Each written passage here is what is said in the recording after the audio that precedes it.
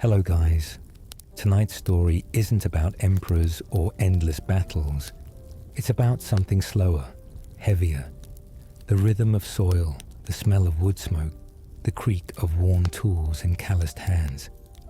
We are stepping into the world of the medieval peasant, those who carried the weight of kingdoms upon their backs, yet left only faint traces in history books.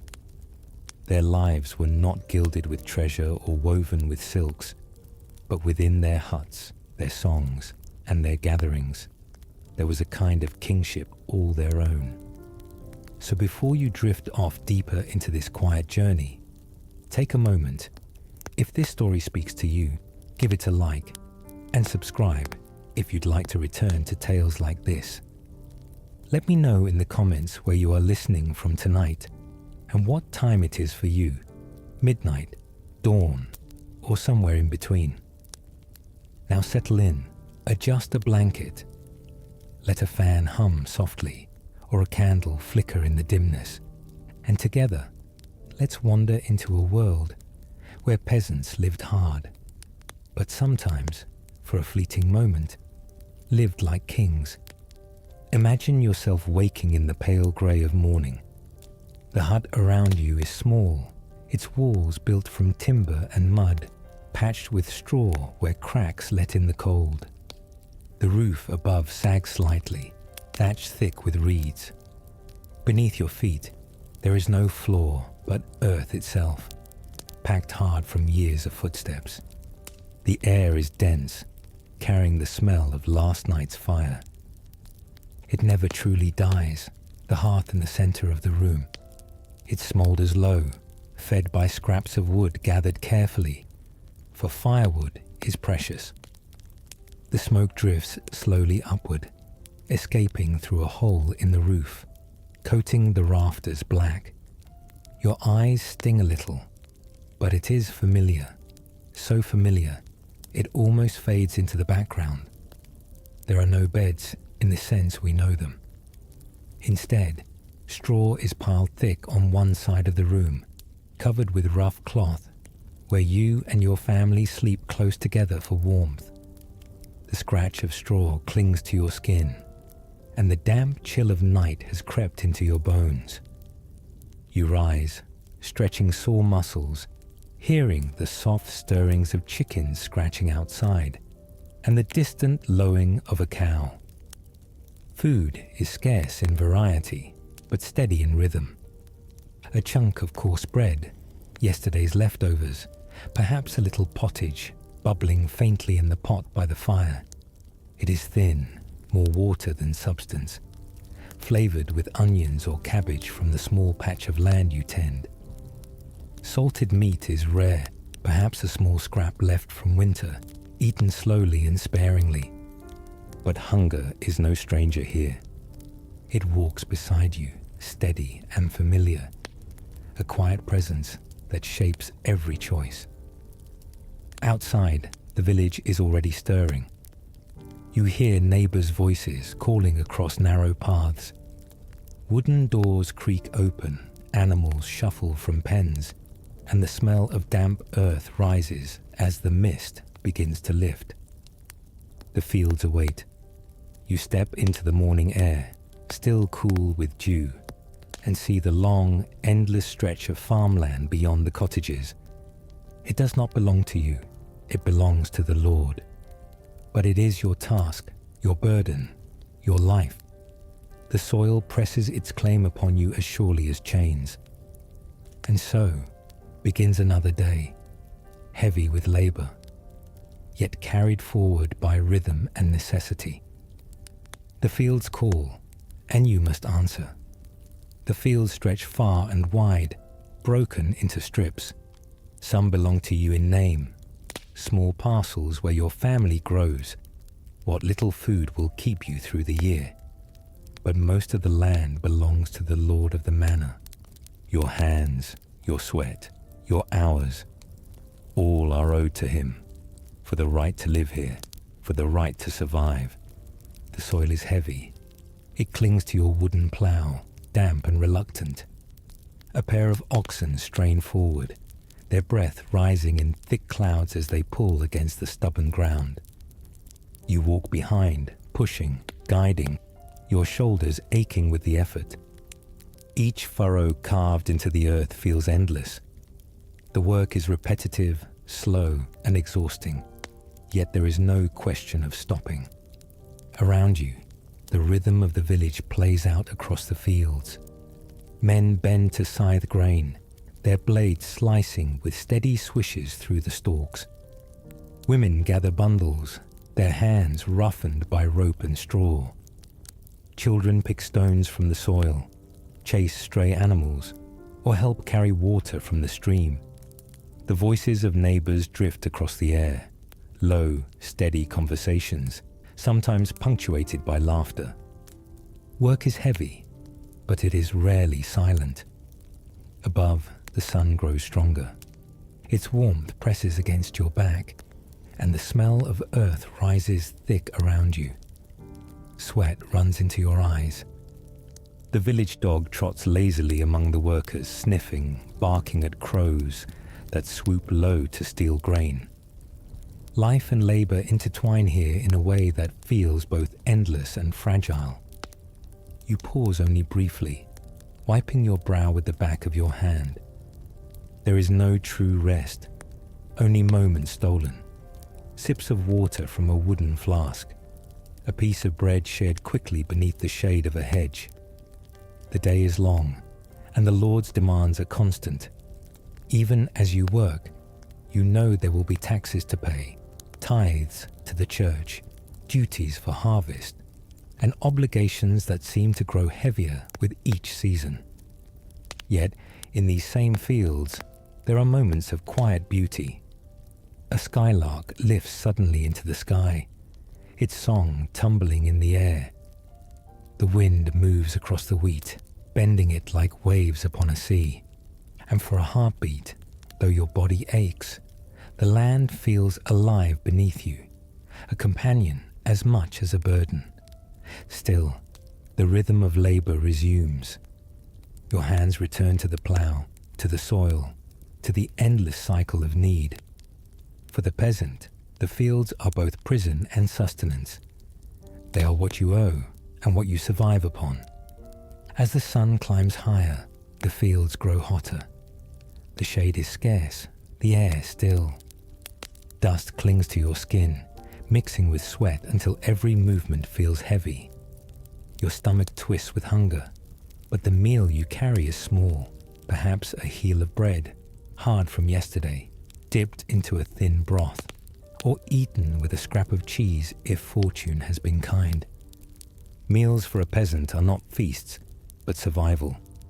Bread, coarse and brown, made from barley or rye. A pottage, simmered slowly in a single iron pot, shared by the whole family.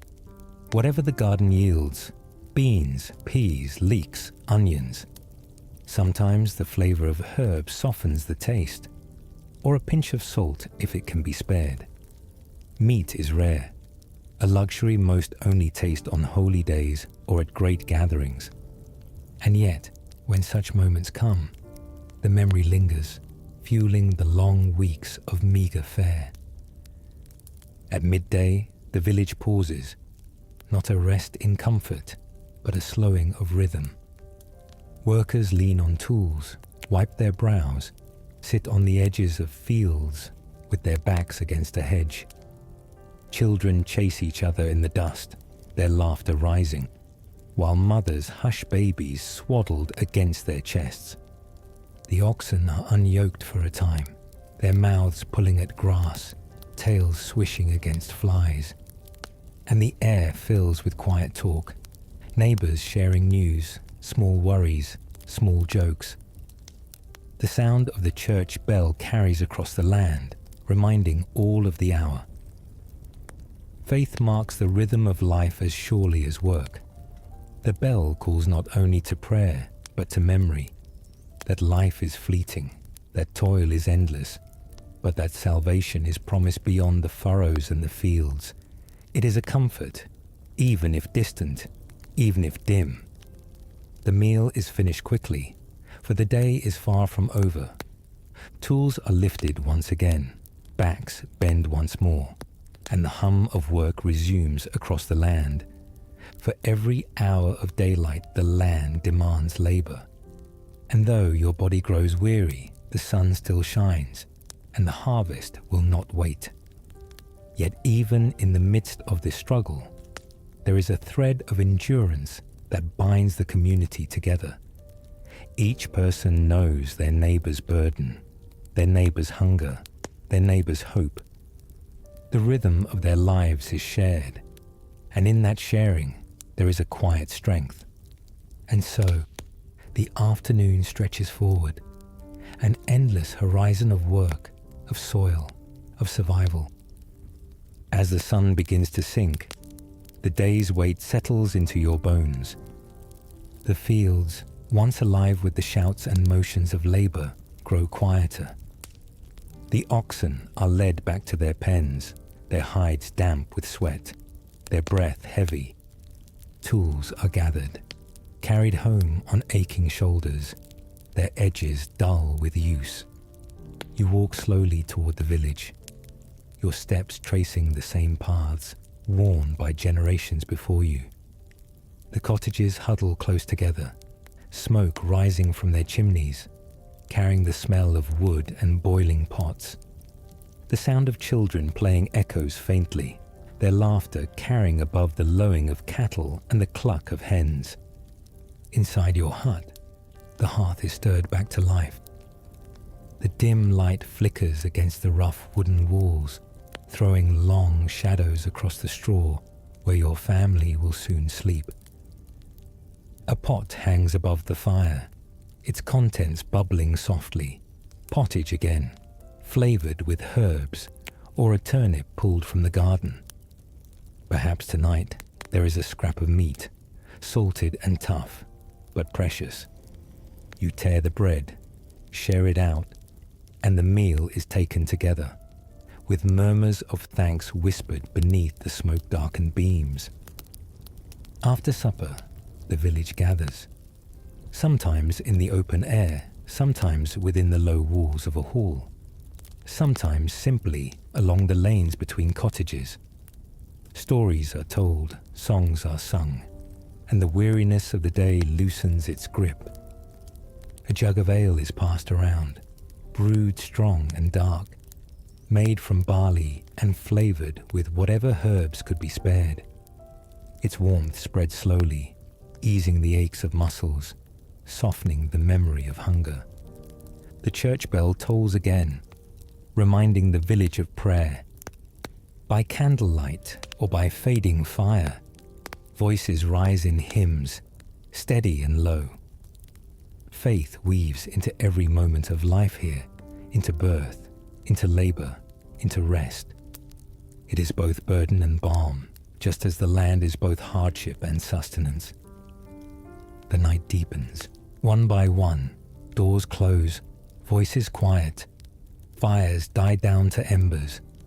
The village sinks into darkness, wrapped in the stillness of fields and forest. You lie down once more on the straw, the weight of the day still heavy in your limbs, but softened by the nearness of family, the murmurs of neighbors outside, the certainty that tomorrow will come with the same rhythm.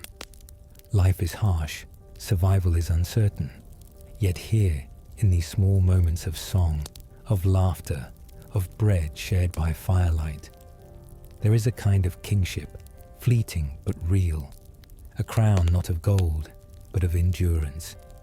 The year is 1381. England lies heavy with tension, like a storm waiting to break. For decades, peasants have endured endless demands, taxes for wars far away, dues to their lords, tithes to the church. But now, a new burden presses hardest, the poll tax. Every man and woman, no matter how poor, is expected to pay. Imagine yourself once again in the village. Your work is the same, your food is the same, your day still filled with labor. But now, when the tax collector arrives, he demands coins you do not have. The fields cannot yield money, only grain. And so, the choice is cruel. Sell what little you own, or face punishment. The resentment grows. It simmers in quiet conversations, spoken in whispers by the fire. Neighbors shake their heads, hands clenched around their mugs of ale. The rhythm of life has always been heavy, but now it feels unbearable. Too much is taken, too little remains. And in this atmosphere of unrest, voices rise. Among them is a man named Wat Tyler. He is not noble, not wealthy, not powerful by birth. He's a tiler, a craftsman who sets roof tiles with practiced hands, shaping homes with clay and stone. An ordinary man in every sense. Yet in the heat of injustice, ordinary men sometimes take on extraordinary roles. Wat Tyler listens to the anger around him. He feels it himself. The weight of unfair taxes, the sting of endless servitude, the sense that those who labor most are given least. When his neighbors begin to murmur of resistance, he does not silence them. Instead, he joins them. And slowly, a spark of rebellion begins to spread through the villages of England. The peasants, long bound by duty and silence, begin to move as one. From Essex to Kent, men and women gather in crowds, their voices louder, their courage swelling. The storm that has simmered for years is about to break, and Wat Tyler will find himself at its heart. The murmur of discontent grows louder. Villages that once worked in quiet isolation now send word to one another. Messengers carry whispers along dirt roads, through forests, across bridges. The same stories repeat. Taxes too high, lords too demanding, justice too far out of reach. In Essex, men refuse to pay the poll tax. Collectors are driven off, their ledgers torn, their authority mocked. In Kent, villagers rise with the same determination. The rebellion spreads not by command, but by shared suffering. It is not the voice of one, but of many, each with their own burden, each with the same desire for change. Wat Tyler emerges as a figure among them. We know little of his early life, only that he was a tradesman, a man of skill, but not of privilege. Yet as the crowds grow, they find in him a leader, steady, determined, unafraid to speak when others hold their tongues. He is not a noble with banners, nor a knight with armor. He is a man like them, shaped by hardship, carried forward by necessity. The rebels begin to march. From village to village their numbers swell.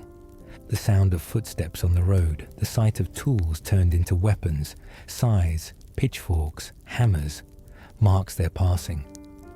What began as scattered defiance becomes a movement too large to ignore. They head for London, the heart of the kingdom, the seat of the young king, Richard II. To those who join the march, it feels as though history itself is shifting. They are no longer peasants bound to the soil. They are a crowd, a force, a voice rising together. And at their head, Wat Tyler walks with a calm purpose. Not a king, not a knight, but for this moment, a leader of thousands. The journey is long, the roads crowded, yet the mood is electric. Hope mingles with anger, and for the first time, the peasants believe their demands might be heard. The march is more than footsteps on the road. It is the sound of centuries of silence breaking. The rebels advance toward London in great numbers. Farmers leave their ploughs behind, craftsmen abandon their workshops, even women and children join the march. The countryside, usually quiet and patient, now echoes with songs, shouts, and the sound of countless footsteps pressing onward. As they move, their anger takes shape. Manor houses of unpopular lords are entered, their records torn apart. Scrolls of obligations, Lists of rents and dues are fed to fire. The rebels are not only rejecting a tax, they are striking at the very system that has bound them for generations. Yet amidst this defiance, there is also an air of hope. They are not marching for destruction alone, but for justice. They dream of freedom. Freedom from serfdom. Freedom from crushing taxes. Freedom from the endless chain of obligations. To walk behind Wat Tyler in those days was to believe, if only faintly, that life could change. The nearer they draw to London, the more their numbers grow. Tens of thousands now, filling the roads, crowding the fields around villages and towns. Imagine standing among them, shoulder to shoulder with neighbours, voices lifted in chants, the sight of banners and makeshift standards fluttering in the summer air. It is no longer a protest. It feels like a movement as vast as the land itself. The young king, Richard II, is only 14 years old, a boy upon the throne, yet already burdened with the weight of his kingdom. His advisors look on with fear as the reports arrive. Peasants marching in uncountable numbers, the countryside in turmoil, the city itself at risk. The rebels approach the walls of London. For generations, the city has been a fortress of wealth and power, closed to those of the fields. But now, the gates tremble under the pressure of the crowd. The moment is unlike anything England has seen before. The peasants are at the gates of their rulers, not as supplicants, but as a force demanding to be heard. And at the center of it all stands Wat Tyler, no longer just a craftsman, but the voice of thousands. The summer sun glints off London's walls as the great crowd gathers outside. The air is thick with dust, sweat, and the hum of restless voices. Tens of thousands of peasants, labourers and tradesmen press forward, their faces marked with fatigue, but their eyes burning with determination. The city, usually a place of markets and merchants, has become a frontier.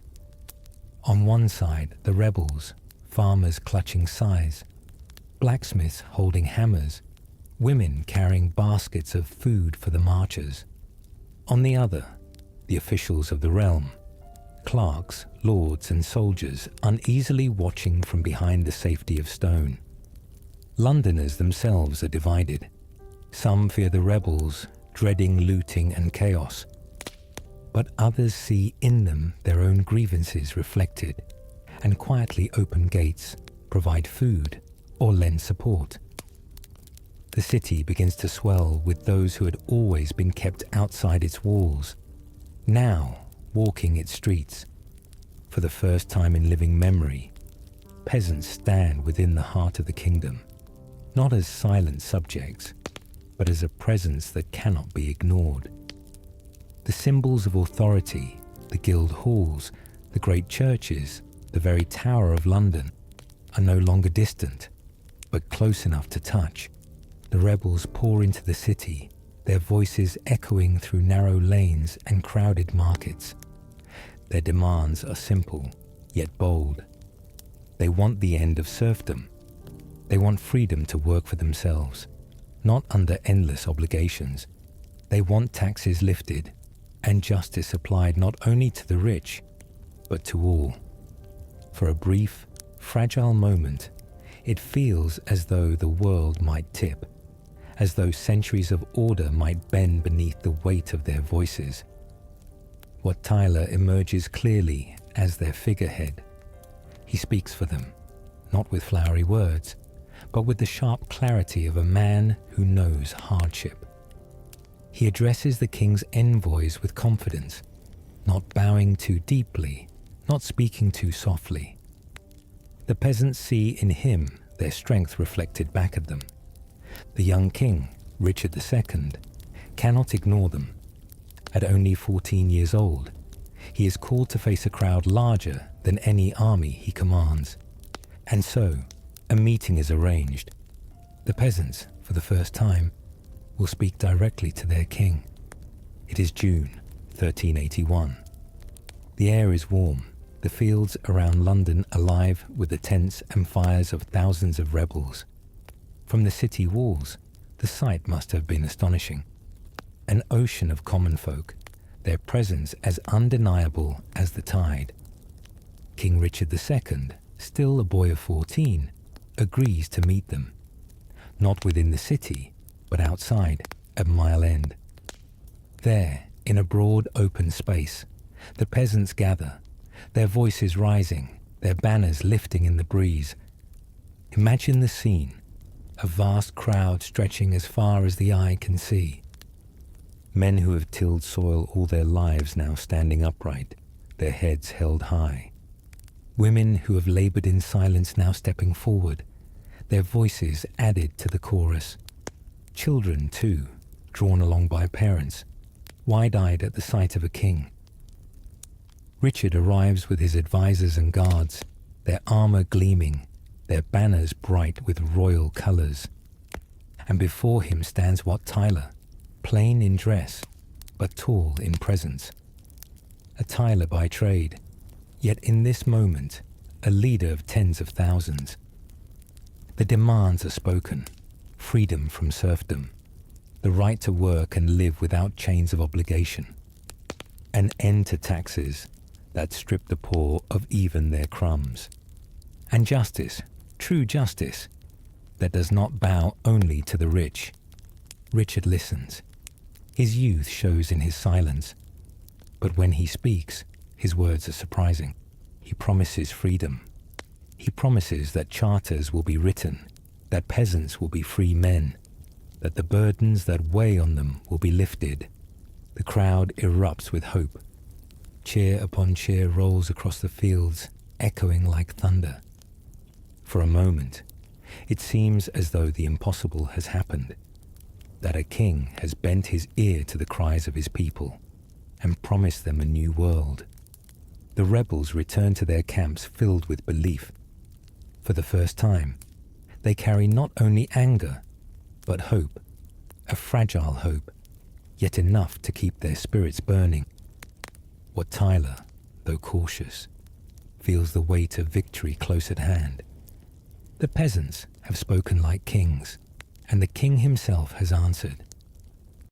In the days that follow the meeting at Mile End, London is alive with uncertainty. The king's promises linger in the air, yet the rebels remain within the city, their numbers still vast, their voices still loud. Some see the meeting as a triumph, a turning point in history. Others mistrust the words of rulers, wary of promises too quickly spoken. Wat Tyler continues to lead. He moves through the streets with confidence, speaking not as a servant, but as an equal. The sight is startling. A common man, plain in his clothing, yet followed by thousands who look to him as though he were a lord. For the peasants, he is more than a leader. He is the embodiment of their courage. But tension simmers. Some rebels, fueled by anger long held, turn their frustration upon symbols of authority. The houses of officials are stormed. Documents are seized and burned. The Tower of London itself, long thought untouchable, is entered by the crowd. Prisoners are freed, records destroyed. It is as if the very fabric of power is being unstitched. Yet even as fires smoulder and shouts echo through the city, there is still a sense of possibility. The peasants do not seek to replace the king. They do not dream of crowns or thrones. They dream instead of freedom, of walking the fields without chains of servitude, of keeping the fruit of their labor, of living as men and women unbound. The young king watches all this unfold, guided by fearful lords and cautious advisers. Some urge him to act with force, to scatter the rebels with swords. Others counsel patience, reminding him of the vast crowd, too many to fight, too many to silence. And so another meeting is arranged, this time at Smithfield, outside the walls of London. There, Richard II and Wat Tyler will meet once more. The boy king and the Tyler, face to face in the midst of history's turning.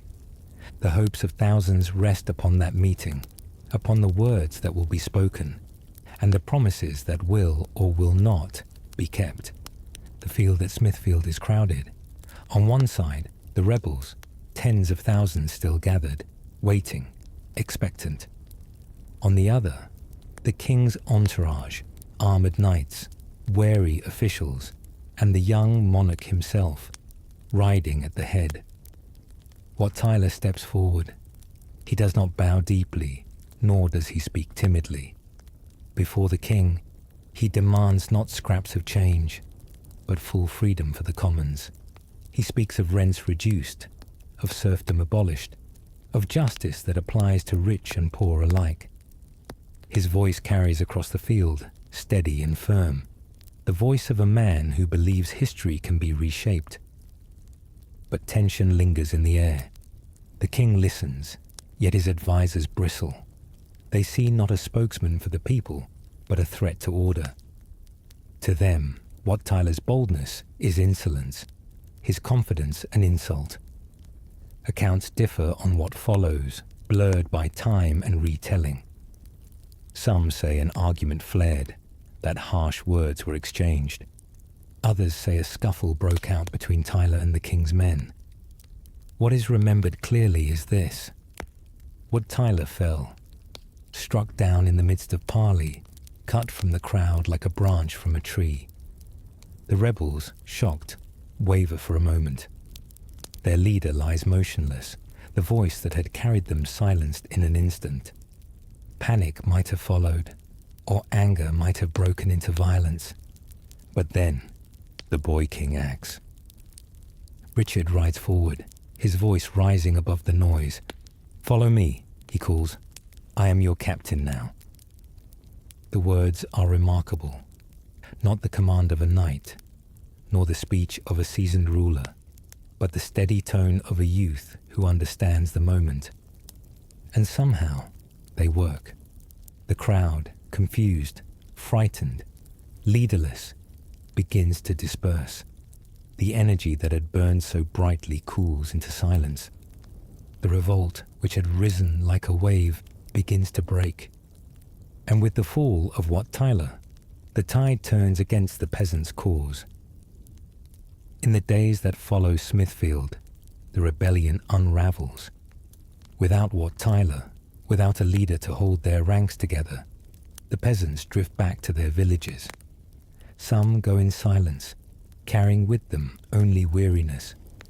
Others return in fear, knowing retribution will soon follow. The king's promises, spoken at Mile End, are quietly withdrawn. The charters of freedom that had seemed within reach are revoked. Instead, proclamations declare the rebellion unlawful, the demands treasonous. The weight of authority, shaken but not broken, returns in full. Punishments are swift. Rebels are hunted down, their names recorded, their lives cut short. The lords reassert their control, reminding all who remain that order must be kept, and that rebellion comes at a price. The dream of freedom, so close for a moment, fades back into the shadows of daily toil. And yet, something lingers. The revolt has shown what was possible, if only briefly. Peasants had stood together, had walked into London, had spoken not as silent labourers, but as a voice demanding justice. Though the revolt ended in blood and disappointment, the memory could not be erased. The ruling classes had seen what the commons could do, and the commons themselves had felt their own strength. Change would not come in that year, nor in that generation. But slowly, over centuries, the ties of serfdom loosened, and the idea of freedom grew. The echo of 1381 remained, a reminder that even those bound to soil and burden could rise and speak as kings. Wat Tyler did not live to see it. His life ended at Smithfield, his name carried forward only in memory. Yet in that fleeting moment, he had led a movement that shook a kingdom. and for those who marched beside him, who dared to hope. The memory of standing together was a kind of victory, though history wrote it as defeat. Centuries later, long after the peasants' voices faded, the soil still held their traces. Beneath layers of earth, archaeologists have uncovered fragments of their lives. Shards of pottery, worn tools, broken beads, even scraps of fabric. Each piece whispers of the rhythms of daily existence, of moments ordinary and extraordinary. At first glance, these remains seem simple. A cracked jug, a rusted knife, the bones of animals once cooked over village fires. But scattered among them are surprises, items that hint at small luxuries, moments when peasants reached for something beyond survival. Imagine sifting through the soil of a medieval village. Your hands brush against the rim of a pottery cup, glazed in colors once bright. Nearby, you find a tiny fragment of glass, faintly tinted, its edges smooth from centuries underground. These were not objects of lords or kings. They belonged to villagers, humble in station, yet drawn to beauty wherever they could grasp it. Even more surprising are the traces of imported goods. In some excavations, grains of pepper, seeds of coriander, or shards of fine pottery from distant lands have been found. How did these reach the tables of common folk? Through markets, perhaps, where merchants sold not only necessities, but small treasures carried along trade routes, or through festivals, when communities gathered and coins were spent more freely. Even peasants, bound to soil and labor, found ways to touch the wider world. It is easy to think of their lives as only hardship, mud, toil, hunger. But the earth itself tells a gentler story.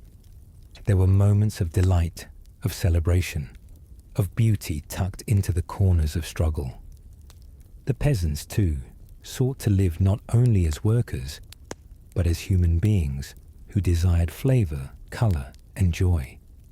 Beneath the soil, those moments are preserved, waiting to remind us that even in the hardest lives, there were sparks of kingship.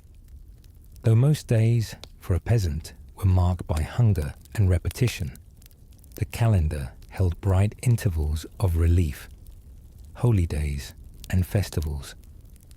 On these occasions, work paused, the fields were left to rest, and the village transformed into a place of gathering and celebration. Archaeological evidence shows that feasting was not reserved only for lords in their halls.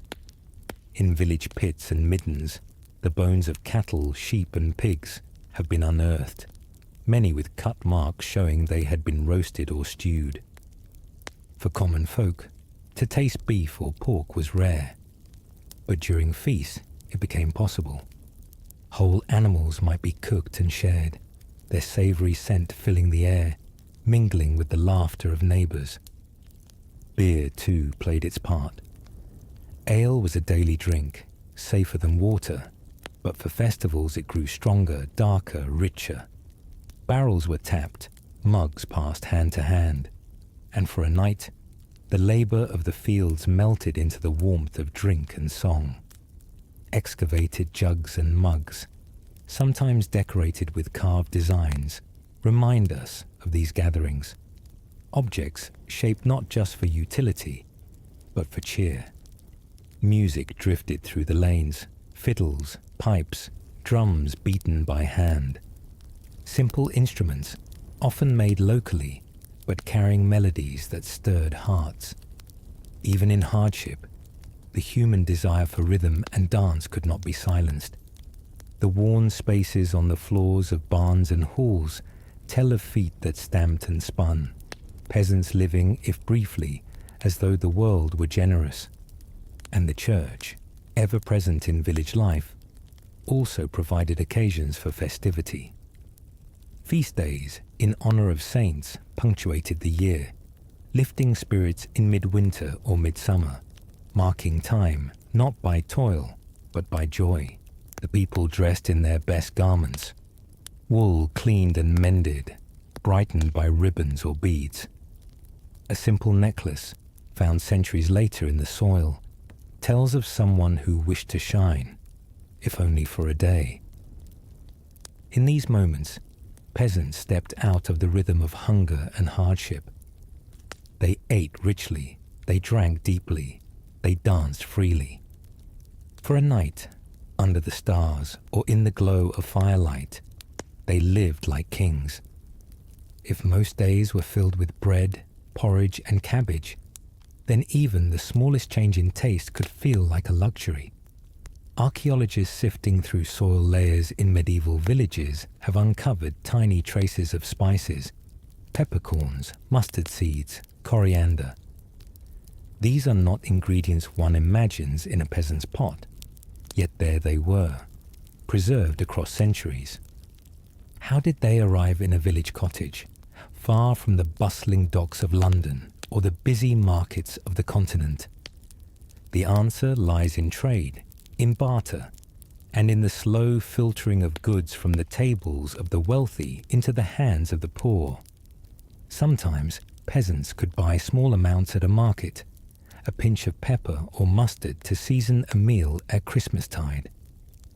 Other times, spices might arrive through service. Peasants who worked in a manor kitchen could carry back with them scraps, not only of meat, but of flavorings too rare to waste. To taste pepper on the tongue, sharp and fiery, was to step for a moment beyond the ordinary. Imagine the heat of it against your palate after months of bland grains and boiled roots. It was not merely seasoning. It was an experience, a reminder of the larger world, of distant places and mysterious markets far beyond the reach of most villagers. Sweetness, too, was a treasure. Honey was the common sweetener, kept in straw skeps, tended by careful hands. To dip a piece of bread in honey was to taste sunlight itself, distilled from fields of flowers. Yet sometimes even sugar, costly, rare, imported, found its way into a village. Not as a staple, but as a fleeting gift, a pinch melted into a festival dish, a dusting across cakes baked for holy days.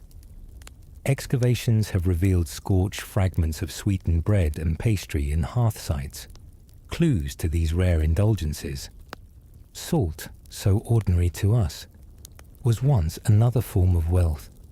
Essential for preserving meat and fish, it was expensive, and in many villages carefully rationed. When available, it turned simple dishes into something sustaining, transforming boiled vegetables or dried beans into food that lingered on the tongue. And then there was ale. Though drunk daily, the strongest brews, those made with care, left to deepen and thicken, were saved for moments of importance. A single mug could warm the body, soften the mind, and turn the sound of neighbors' laughter into music. Clay drinking vessels, glazed with faint green or yellow hues, still turn up in the soil of ancient villages, fragments of nights when life felt lighter. Luxury, for the medieval peasant, did not mean gold or silver. It meant flavor, something to break the monotony, to lift a meal from survival into celebration. To us, a pinch of spice or a spoonful of honey might seem small, but to them, it was a crown placed upon the humblest of tables, a reminder that even the poorest could live like kings, if only for a moment, through taste. When we imagine a medieval peasant, we often picture rough brown tunics, plain and shapeless, the very image of poverty. And yes, most garments were made from wool, coarse and heavy, woven by hand on looms inside cottages. But the soil and the graves of the period tell a richer story, one of colour, repair, and even beauty. Fragments of dyed cloth, discovered in excavations of medieval villages, reveal hues that surprise us. Faded though they may be now, these scraps once held reds, blues and greens, drawn from plants, roots and minerals. Madder gave a rusty red, woad a deep blue, weld a bright yellow. Though these colours were not as vivid as the silks of kings, they offered vibrancy to lives otherwise marked by mud and smoke. Clothing was precious. A tunic or gown was not discarded when worn, but patched and repatched until the fabric itself was a map of years. Archaeologists have found needles, thimbles, and spindle whorls scattered in cottages, proof of constant mending. Every thread carried the work of hands, and every seam told the story of endurance. Yet, peasants did not settle only for necessity. Beads, buckles, and simple jewelry have been uncovered in villages, tiny treasures that spoke of pride, or perhaps of celebration. Glass beads, some imported, others made locally, appear in burial sites, strung once around necks or sewn into garments. Small bronze brooches, green now with age, were used not just to fasten cloaks, but to decorate them. Even the poorest found ways to shine, if only slightly, against the drabness of labour. Shoes were another measure of wealth. Leather does not survive well in soil, yet enough has been found to reveal patterns of use. Most peasants wore simple ankle-high shoes, stitched crudely but sturdy. The soles tell of long days walking fields and rough paths, the leather cracked and reshaped by constant wear. On feast days, though, some might wear their best pair, polished, patched, perhaps even ornamented, with a small design cut into the hide. Head coverings were common, practical as much as symbolic. Women wore linen veils or wimples, keeping hair bound and protected, while men donned woolen caps against cold winds. Yet even these simple garments could be made with care, embroidered along the edge, or shaped neatly to fit. To dress, even in poverty, was an expression of dignity. Archaeology reminds us that peasants, though bound by necessity, still reached for beauty in what they wore. A splash of colour in a tunic, a bead strung onto a cord, a brooch catching the firelight. These were crowns of another kind, small luxuries of cloth and ornament that made a person feel more than just a labourer in soil. For while kings wore silks and fur, peasants too, dressed in ways that carried meaning, pride, and a touch of brightness. To wear a newly dyed tunic on a feast day was to stand, if only for an hour, as though the world had remembered you. Step once more into the peasant's cottage. At first glance, it is small. One room, walls of timber filled with daub, a roof of thatch. But when we look closer, through the evidence left behind in soil and ash, we find layers of detail that speak of both necessity and comfort. Archaeological digs of medieval villages often reveal darkened soil patches, the remains of hearths that once glowed with steady fires, charcoal, ash, fragments of burned pottery. These mark the very heart of a peasant household. The hearth was more than heat. It was cooking, light, warmth, the centre around which life turned. Even in summer, smoke clung to the air, blackening rafters and stinging eyes, but it was as essential as breath itself. Pottery shards scattered across excavation sites show the kinds of vessels peasants used. Rough jugs, coarse bowls, cooking pots glazed on the inside to resist fire. Some bear faint decoration, lines etched by hand, a curve in the clay shaped not for beauty alone, but for the quiet satisfaction of making even a humble pot something worth looking at. In the soil around these fragments, animal bones lie charred, telling of meals once shared: chicken, pig, sometimes even venison or goose, perhaps stolen from the Lord's land or given as festival gifts. Beds were not separate rooms, but heaps of straw piled and covered with woolen blankets. Flea combs and lice traps found by archaeologists remind us that life was never free of discomfort. Yet families slept close together, their warmth shared, their breathing steady in the dark. To rest on straw may sound harsh to us, but within those walls, with fire glowing low, it was a kind of safety. Storage pits, dug into floors or nearby earth, held grains sealed against damp. Stone querns, hand mills for grinding barley or rye, turn up frequently in digs, their surfaces worn smooth by countless rotations. Each marks the rhythm of daily life, the turning of stone against stone, the sound of grain slowly crushed into flour. Even small objects bring these homes to life. A child's toy carved from bone, a simple whistle shaped from clay, a gaming piece polished smooth from fingers that turned it over again and again during long winter nights. These tell us that peasants did not only work and sleep, they played, they amused themselves, they carved moments of delight into the texture of survival.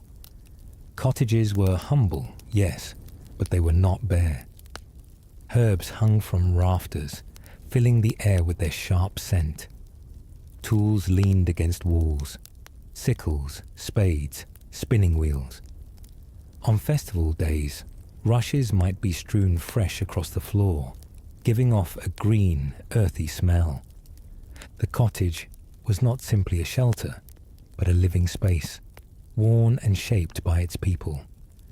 In the soil beneath ruined villages, these traces remain, and from them we glimpse that even the poorest homes were filled with warmth, resourcefulness, and small luxuries of care. To sit by the fire after a day's labor, to hear the pot bubbling and the murmur of family close at hand, this, too, was a kind of kingship. Life in a medieval village might seem enclosed, bound by fields, hedgerows, and the constant presence of the manor. Yet the rhythm of peasant existence was not entirely cut off from the larger world. Markets, held weekly in towns, or seasonally at great fairs, opened doorways into a different realm, where villagers might touch goods and ideas far beyond their fields. Archaeology shows this clearly. Sherds of pottery not made locally, but imported from France or the Low Countries, lie buried in English soil. A bronze coin minted far away turns up in a rural ditch. A spindle whorl made of stone not found in the region hints at trade stretching across counties, even across seas. These are the fingerprints of exchange, the quiet evidence that peasants had access, however briefly, to the wider world. Imagine the walk to a nearby town on market day. The road is dusty, lined with hedges, the air filled with the sound of footsteps, carts creaking, animals bleating. You carry a small basket, perhaps eggs, a few onions, or a chicken to sell. At the gate of the town, the noise swells. The market square bursts with colour and clamour. Cloth spread across stalls, spices sold in tiny measures, fish laid out fresh on planks, the air sharp with their scent. For a peasant, this is not only commerce but wonder. Here are fabrics finer than anything worn in the village, soft linens, dyed woolens, even glimpses of silk shimmering in the sun. Here are tools of polished iron, knives sharper than the ones patched and repatched at home. Here is pottery glazed in green and yellow, brighter than the earth-coloured bowls used in cottages. Coins jingle in pouches, though most peasants have little to spend. Barter is common. A basket of eggs for a measure of salt, a sheaf of flax for a length of thread, labour promised in return for ale. Every exchange is careful, Every coin weighed, but the market is also a place of stories. Traveling merchants speak of distant lands, ships from Venice, caravans from the east, battles fought in France. Though peasants may never leave their county, their ears are filled with tales that stretch across kingdoms. Great fairs, held on feast days, magnify this experience. Archaeologists uncover trinkets from such events, pewter badges stamped with saints, cheap jewellery, carved whistles, or small wooden figurines. Objects bought not for necessity, but for pleasure. Tokens of a day when the ordinary could become extraordinary. The market is also where music and performance appear. Jugglers, minstrels, and storytellers draw crowds, their voices rising above the noise of barter.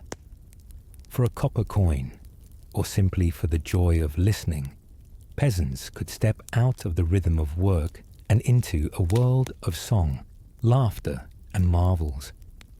In these spaces of trade and gathering, the medieval peasant brushed against luxury. Perhaps it was no more than a pinch of pepper bought for Christmas, or a ribbon tied into a child's hair. But it was enough to remind them that life held colour and possibility, even if only glimpsed at the edges of their world. When the fields fell quiet and the day's work was done, the medieval village did not simply fall into silence. Evenings brought with them another kind of wealth, one not measured in coins or goods, but in song, story, and shared voices. Archaeology gives us only faint clues here. Fragments of simple instruments, bone flutes, small drums stretched with hide, or pipes carved from wood. But written records and folk traditions help fill the silence, reminding us that peasants created their own worlds of sound. Imagine the village lane at twilight. Cottages glow faintly with firelight, their doors open to the cool air. Neighbours gather in clusters, perhaps outside the alehouse, perhaps by the churchyard, sometimes in barns cleared of tools. The day's labour is set aside, and in its place comes music. A fiddler tunes his instrument, strings taut and squeaking, before pulling a melody into the night. Pipes join in, high and shrill, their rhythm urging feet to stamp upon the earth. Drums beat slowly, then faster, until the whole gathering is moving in time. It is not the refined music of noble halls, but something raw, alive, and shared. The kind of sound that pulls laughter from tired bodies and makes children twirl until they fall breathless to the ground. Songs carried memory. Some were prayers, sung softly in harmony, reminding all of the church that framed their lives. Others were ballads, stories of long ago nights, of lovers lost and found, of tricksters who outwitted their betters. Peasants may have lived under heavy burdens, but their voices carried tales that lifted them into realms of imagination. The spoken word was just as precious. Storytellers drew circles around them, weaving tales of saints, of spirits, of old heroes. Sometimes they spoke of local legends, the ghost said to walk the edge of the woods, or the ancient mound said to cover treasure. Other times, they repeated stories that had travelled far along roads and rivers, passed from village to village, reshaped with each telling. The crackle of fire, the smell of smoke, the hush of listeners leaning close, all made the night a place of wonder. Games, too, filled the darkness. Archaeologists have uncovered dice carved from bone, gaming pieces smoothed by countless fingers. These were tokens of evenings spent in chance and laughter, wagers not of gold, but of bread or drink. Children played with dolls of cloth or sticks, and their shouts mingled with the deeper voices of adults at play. Ale flowed freely in these moments. The village alewife, who brewed in her cottage, became the centre of community life.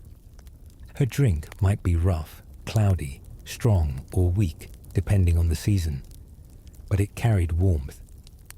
Shared from wooden mugs, it loosened voices, softened troubles, and turned strangers into companions.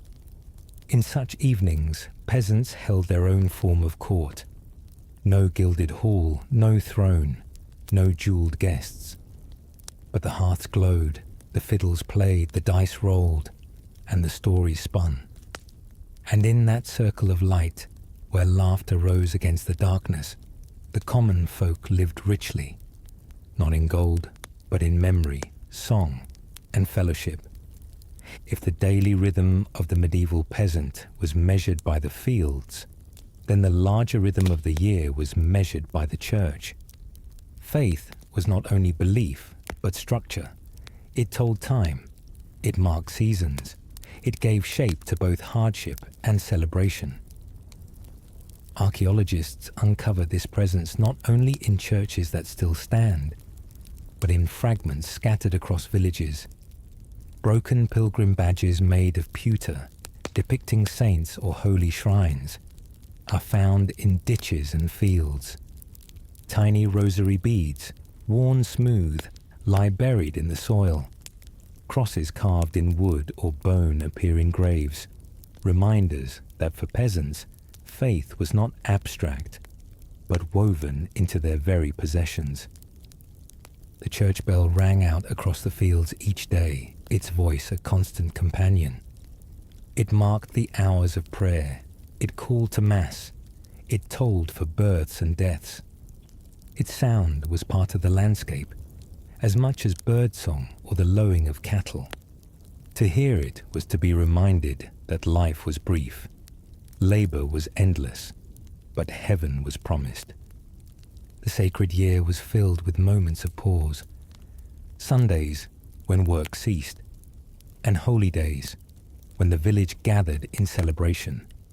Feasts of saints brought processions through the lanes, banners lifted high, hymns sung in the open air. At Christmas, villagers decorated their homes with evergreen, filling the dark season with life. At Easter, the fields themselves seemed renewed, and people marked the day with food and firelight. Festivals tied to the land often mingled with faith. The blessing of fields in spring, prayers for rain or sun, rituals for harvest, all carried both practical hope and spiritual weight. Even small gestures, like sprinkling holy water on livestock or placing charms in fields, remind us how peasants lived between earth and heaven, blending ritual with necessity.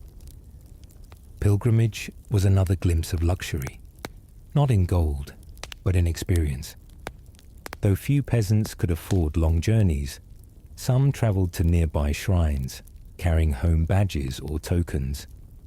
For them, it was not only a spiritual act, but a chance to step outside their village, to walk new roads, to meet strangers who shared the same prayers. The soil along old pilgrimage routes is still dotted with traces of their journeys. Inside cottages, faith lived in smaller objects. A wooden cross hanging near the hearth, a candle lit before an image of the Virgin, prayers whispered in the night, not only for salvation, but for health, for rain, for safety in childbirth, for food to last the winter. Religion was a burden too. The tithe demanded 1/10 of all produce. The church claimed its dues, and sermons reminded peasants of their place. Yet faith was also comfort. It turned suffering into meaning, labor into service, and hunger into sacrifice. It gave shape to despair and placed it within a story that promised eventual peace. For peasants, faith was both crown and chain. It weighed heavily, but it also lifted. It bound them to lords and priests, yet it also gave them moments of community, ritual, and hope. And in the shared rhythm of bells, hymns, and feast days, they found a kind of richness, one that allowed even the poorest to live, at times, like kings of the soul. Though life was heavy with labor, peasants still carved out time for play.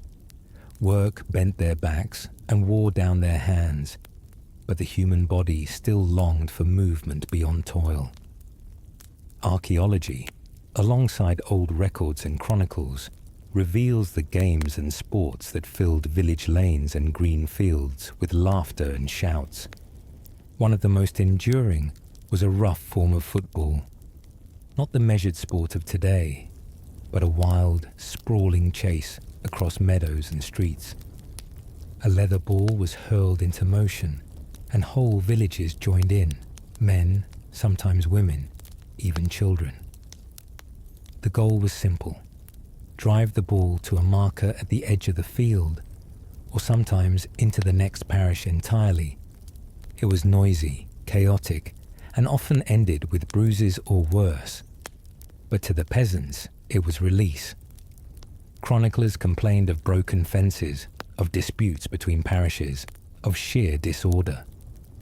But still the game returned, season after season. Other games were quieter, but no less enduring. Dice, carved from bone, appear often in excavations, their pips still visible after centuries. Gaming pieces of stone or wood, perhaps used for simple board games, remind us that evenings by the fire were filled not only with songs, but with wagers and contests. Men might gamble for ale, for bread, or simply for the thrill of winning. Children, too, had their playthings: dolls carved from scraps of cloth or wood, whistles shaped from clay, and spinning tops turned by eager hands. In some villages, archaeologists have found marbles made from smooth stones, worn down by countless games in the dust outside cottages. Even in poverty, imagination thrived. Sport also carried into seasonal rituals. Wrestling matches were common, held during fairs or festivals. Two men grappling before a crowd, cheered on by neighbors, tested not only strength but pride. The winner might claim a small prize, a loaf of bread, a jug of ale. But more than that, he carried honor for the day. Archery, though often tied to military duty, was also recreation. The longbow was the weapon of the common Englishman, and practice was both obligation and pastime. Records mention villages gathering to test their skill, arrows thudding into wooden targets, the air sharp with tension and applause. What was practice for war became in peaceful moments a game of precision and pride. Dancing, too, was play. Not confined to feast days alone, it broke out whenever music was found, on summer evenings, after weddings, or during long winter nights. The circle of dancers, hands joined, feet stamping in rhythm, was itself a kind of sport. Tiring, exhilarating, filled with joy. Through these games and contests, peasants tasted something rare: freedom of movement, laughter unbound by labor, the joy of the body used not for survival, but for delight. Kings had their tournaments, with lances and armor gleaming. Peasants had football in the mud, wrestling in the square, dice rattling on a table, dancing under the stars. Both were forms of play, both spoke of human need for joy. And in those moments, covered in sweat and laughter, the common folk crowned themselves with happiness as surely as nobles did with gold. When archaeologists kneel in the soil of forgotten villages, what they uncover is not treasure in the royal sense. No hoards of gold, no jeweled crowns. Instead, they find fragments: broken pots, bones of animals, worn tools, beads, combs, scraps of cloth. At first glance, these seem meager, hardly the legacy of kings. Yet looked at closely, they reveal another kind of wealth: the memory of lives lived fully, even under hardship. Each shard of pottery carries the mark of hands that shaped it. Each gaming piece tells of evenings when laughter rose against the silence of night. Each bead or brooch, once worn proudly, speaks of someone who wished to shine, however humbly. Even animal bones, roasted and discarded, tell of rare feasts when hunger gave way to abundance, if only for a day. The soil preserves what written chronicles often do not. Kings and lords fill the pages of history, but peasants, who built kingdoms with their labor, are scarcely named. Yet their fragments endure, quietly testifying that they too sought beauty, joy, and dignity. A worn shoe sole is as eloquent as a crown. It tells of journeys walked, burdens carried, and persistence through countless seasons. The rhythm of their lives was relentless. Dawn to dusk, field to hearth, hunger to hunger again. And yet, within that rhythm, they carved spaces of kingship. A feast day with roasted meat and strong ale. A ribbon tied into a child's hair. A song that rose and echoed against timbered walls.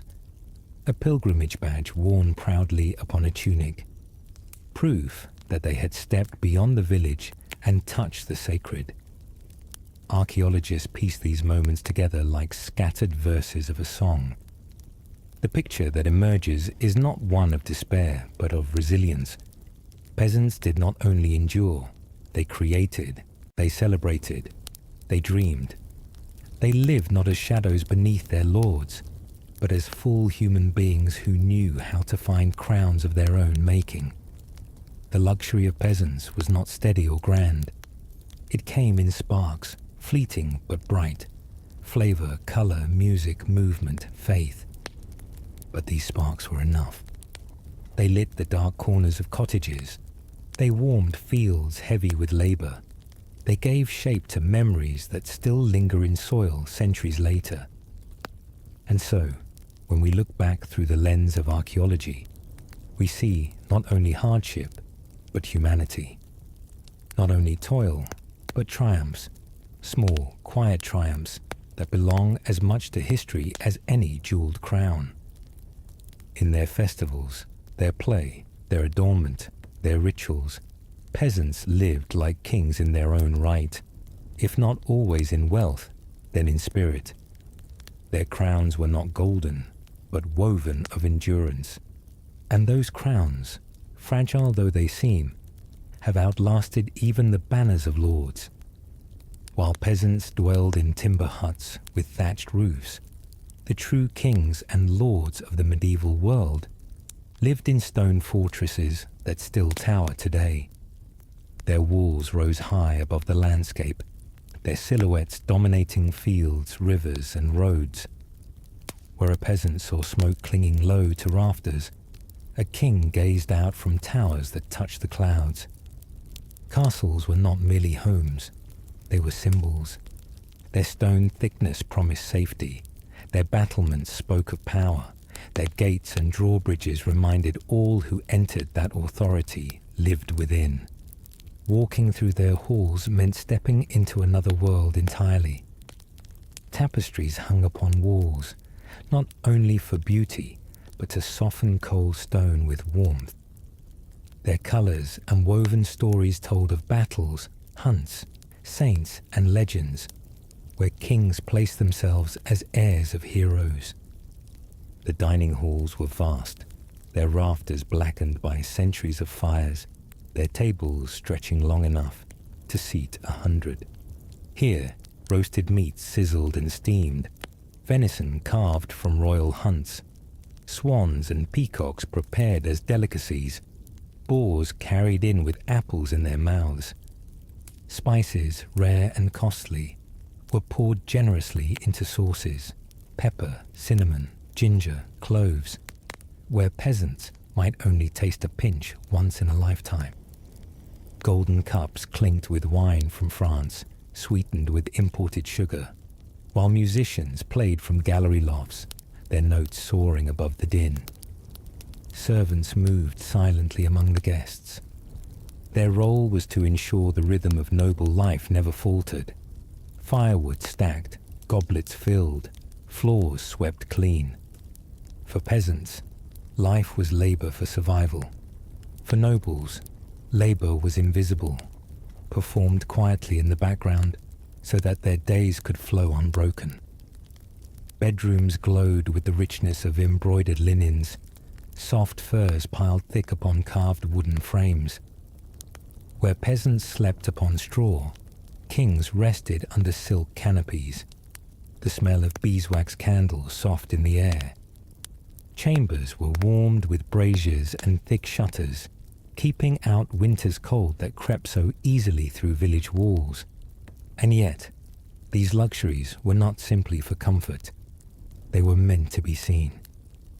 When peasants gathered for service in the Lord's great hall, when visiting nobles passed through, every tapestry, every dish, every jewel declared, "Here is power, here is wealth, here is kingship made visible." The contrast is sharp. While a peasant's crown was endurance, patched tunics, and laughter in the dark, a king's crown was literally gold, pressed against his brow as a visible mark of command.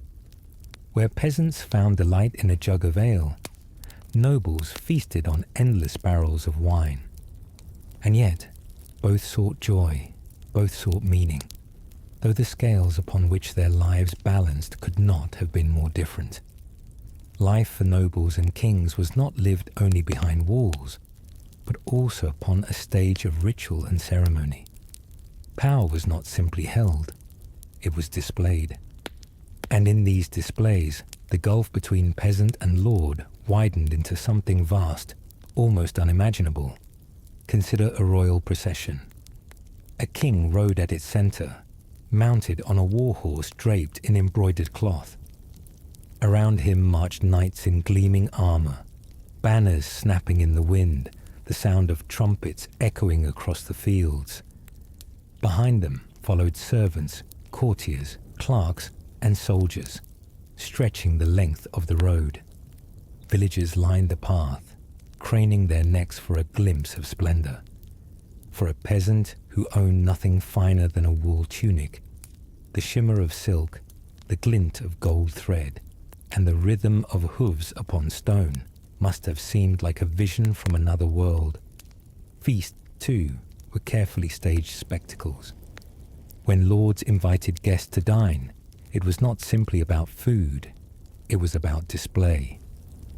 Platters arrived in succession, each more impressive than the last. Roasted stags, sculpted sugar confections, birds served with their feathers restored, as though alive. Spices perfumed the air, candles multiplied the glow, musicians filled every silence. The hall became a theater where each guest was reminded of their host's abundance. Contrast this with a peasant's feast day, a pot of pottage, a jug of ale, perhaps a roast shared by the whole village. Joy was found in the gathering itself, in the relief of rest. For nobles, joy was measured in scale, in the ability to astonish, to overwhelm with plenty. Even clothing served as pageantry. Where peasants patched tunics, nobles wore fabrics dyed so deeply that they seemed to shimmer. Velvets, brocades, cloth of gold, jewels sewn into sleeves, belts of silver, shoes trimmed with fur. Every detail spoke of a wealth so far removed from the soil that it might as well have belonged to another realm.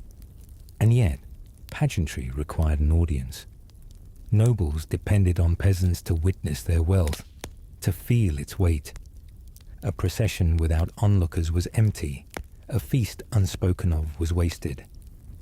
Power was not only the castle walls, it was the spectacle of difference, made visible again and again. For peasants, kingship was found in rare moments of freedom, a holy day, a dance, a taste of meat. For lords, kingship was constant, embroidered into their very existence. But while their displays were designed to awe, they also revealed a truth. Without contrast, their crowns lost meaning. It was the presence of peasants, watching from the roadside or working in the fields below castle towers, that gave their grandeur its edge. Though the gulf between peasant and lord was immense, the two worlds were not entirely separate. They touched at certain moments, sometimes in tension, sometimes in shared celebration, sometimes in the quiet trickle of wealth from castle to village. On great feast days, the doors of a manor hall might open to the wider community. The lord, seeking loyalty or the blessing of goodwill, would host a gathering where villagers were permitted to join. The tables, usually reserved for nobles, would stretch further than usual, bearing dishes that peasants rarely saw. Roasted venison, spiced pies, sweetened cakes. What could not be eaten by the household, what was left behind, might be carried to cottages, divided among families who savoured each bite as if it were treasure. The bones of such feasts, discarded in village middens, still carry the marks of knives long since rusted, reminders of nights when the ordinary became extraordinary. Clothing, too, sometimes passed from noble to peasant. Not silks or jewels, but garments once fine, now worn thin or faded, gifted to servants or tenants. A noble's discarded cloak might be patched and repurposed into warmth for a winter night. Even in second-hand form, it carried with it the echo of another world, the feel of a fabric once far too costly for common hands. Work also brought peasants into the orbit of nobility. The labour of tending fields, building walls, or serving in kitchens tied them directly to the wealth of their lords. Those who worked within castles saw things others never would: the glint of silver plates, the hush of candlelit chapels, the endless stores of salted meats stacked in larders. For them, the contrast was sharper still. They walked daily between two worlds, belonging fully to neither. Festivals and religious rituals offered another bridge. On holy days, lords and peasants knelt side by side in the same church, their voices joining in hymns. Though their offerings to the altar differed, gold coins from one, small loaves or eggs from another, the act itself was shared. The peasant's prayer for good harvest rose alongside the noble's prayer for victory or peace, carried upward by the same incense. And yet, these meetings never erased the gulf. When the service ended, the lord returned to his hall, the peasant to his cottage. The meal that followed would be roast and wine in one place, bread and pottage in another. The echo of difference was never silent. But still, these small touchpoints mattered. They reminded peasants of luxuries that existed, of lives lived beyond their reach, and they reminded nobles of the people upon whose labour their wealth depended. In this uneasy closeness, both worlds defined one another: the castle and the cottage, the crown and the cap, the feast and the field. From a distance, the life of a king or lord seems untouchable. Thick walls, endless feasts, jeweled crowns. Yet history, and even the walls of castles themselves, remind us that nobility carried its own burdens. Their wealth was great, but it was not without cost. Castles, though symbols of security, were also cages. Lords feared rebellion, rival claims, foreign invasions.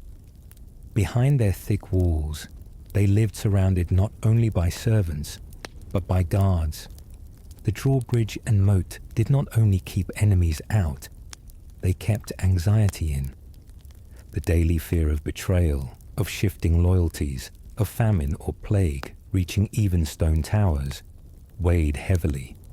Food, though lavish, did not always bring health. Chroniclers note that nobles suffered from gout, fevers, and illnesses brought on by rich diets heavy with meat and sugar. Where peasants' bodies were worn thin by hunger and labour, Nobles were burdened by excess. The very dishes that dazzled at feasts sometimes poisoned those who consumed them through spoiled meat, poor preservation, or overwhelming indulgence. Power itself was fragile. A noble's wealth might vanish with a single lost battle. A king's crown might shift to another head through intrigue or war. History is filled with names of rulers who seemed unassailable, only to fall to rebellion, execution, or exile. A peasant might lose a field and suffer deeply, but kings lost whole kingdoms. Even in personal life, nobles carried weight. Marriages were arranged not for love, but for alliance. Children were pawns in dynastic games. Where peasants chose partners within their villages, often from affection or familiarity, nobles lived bound to duty, sometimes isolated in halls where every relationship carried political consequence. Religion, too, pressed upon them. If peasants feared the tithe, nobles feared the judgment of God magnified by their privilege. Confessors and priests reminded them constantly that wealth was both blessing and temptation. A peasant might pray for daily bread. A noble prayed that his luxuries would not damn his soul. It is no coincidence that so many lords endowed monasteries, gave gifts to churches, and built chapels within their castles. They sought to balance earthly excess with heavenly favor. And in this way, the contrast twists slightly. The peasant, bowed in hunger, may still have laughed freely at a neighbor's tale.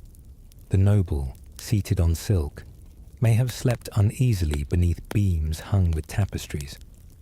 The crown was heavy, not only in gold, but in responsibility, suspicion, and fear. So while peasants lived like kings only in fleeting joys, kings sometimes envied the simplicity of their subjects, free to laugh at dusk, without thought of conspiracies, free to pray without the burden of a realm resting on their shoulders. Though peasants never dined nightly on roasted swans or drank from silver goblets, the wealth of the elite did not remain entirely locked within castle walls. Over time, pieces of noble life trickled downward, seeping into villages in ways both subtle and lasting. One of the clearest examples lies in clothing. When garments no longer suited the fashions of the court, or when they were worn thin at the seams, they were often handed down. Servants within the household received these cast-offs, and in turn, such garments could find their way into the broader community. A noble's once bright cloak might become a peasant's winter covering, patched and re-stitched, but still bearing the memory of richer cloth. Even small details, like a strip of fur or a lining of silk, transformed the ordinary into something extraordinary. Food, too, filtered through. After feasts in the hall, leftovers were sometimes distributed to villagers or the poor who waited at the gates.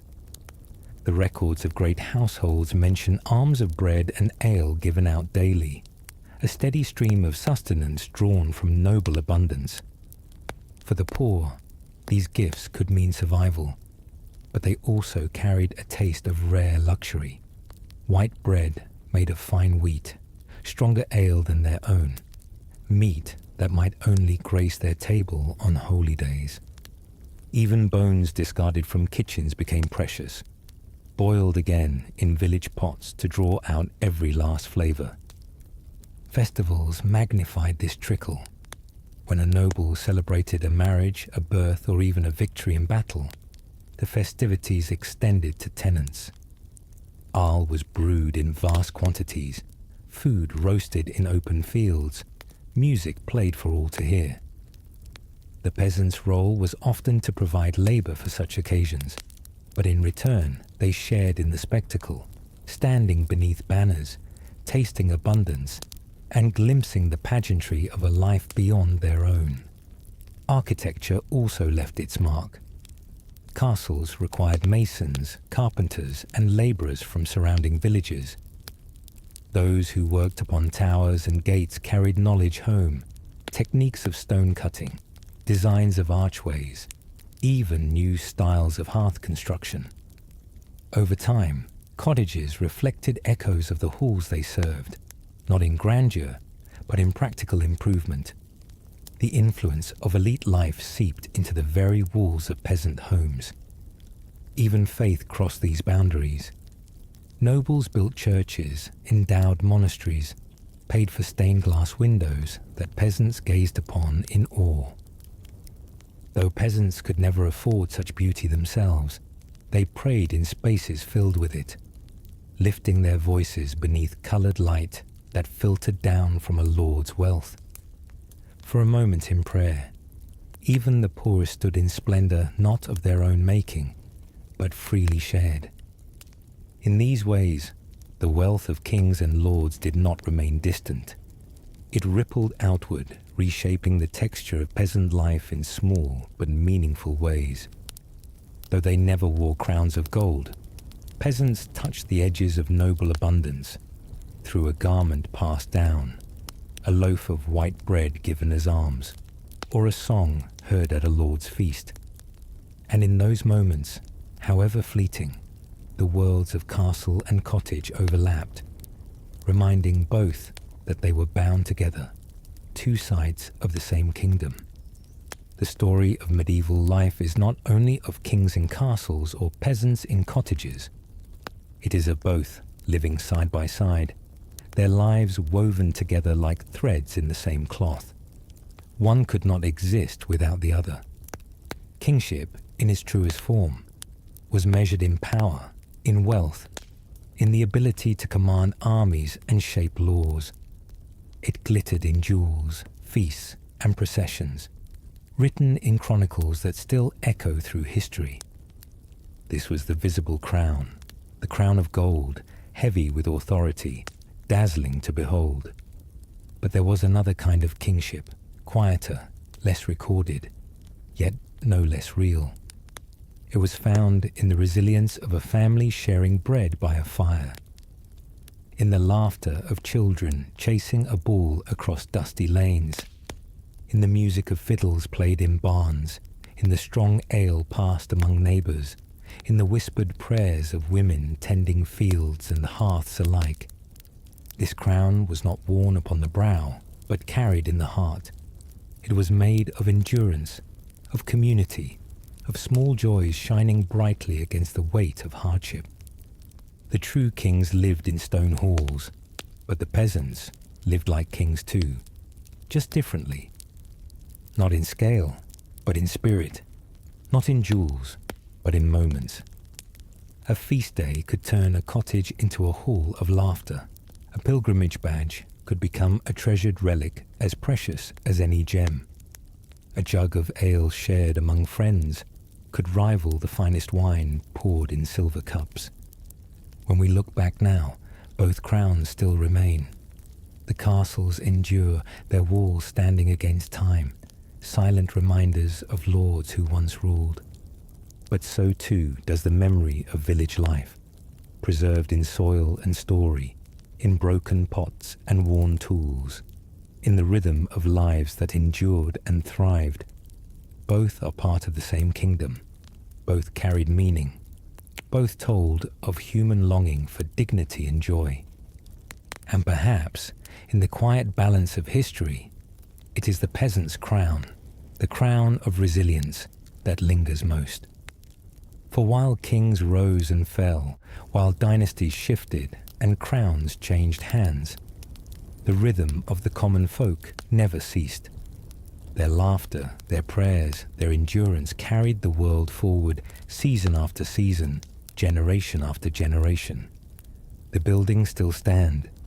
The wind still moves through the fields they once worked. And somewhere beneath it all, their names, long forgotten in chronicles, still wait in the soil, remembered in fragments, but never lost. For in their own way, they too lived like kings,